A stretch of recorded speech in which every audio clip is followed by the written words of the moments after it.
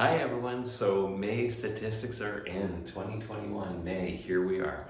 So listen, I'm going to try and kind of shed some light on where things are going, but let's go through some of the numbers and see what we learn.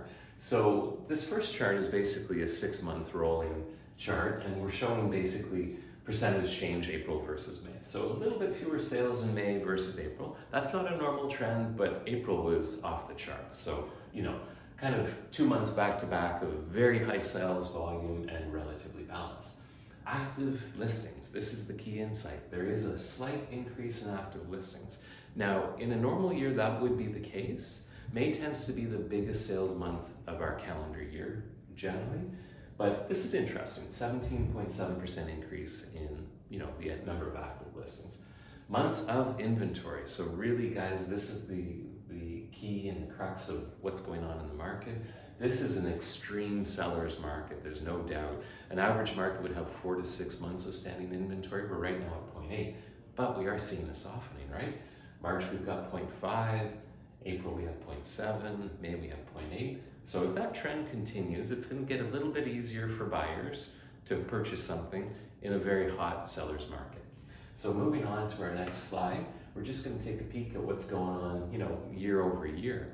So what you'll remember is last May was not a normal May.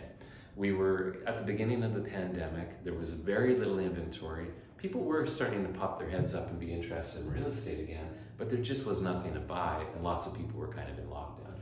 So this is a very skewed statistic. We've had a 71% increase in sales, but if we looked at a 5-year, year-over-year average, 2296 is a huge month, but it's not off the charts. It's not a 70% increase over our norm. So what's happening with active listings? We're down a little bit from last year. And what does that translate into? Well, last year we were in a seller's market, 1.5 months of standing inventory. This year, almost half of what we had a year ago. This is what's generating all these crazy price increases and things. So this chart is just showing, kind of month over month. Now, this 2020 is really the anomaly, right? Let's go back to 2019 and see what happens. Inventory goes up. This is kind of getting back to a normal year in a way in terms of inventory. So we are seeing a slight rise, but there's lots of buyers out there too. So, and this is the blow-away statistic, I think, from all your perspectives. The average residential house in Ottawa is now $750,000. A year ago it was $550,000.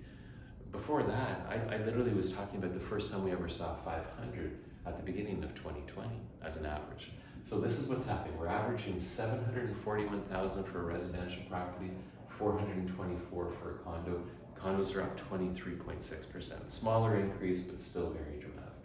What else do we have to share today? Nothing other than my insights. So here's my insight.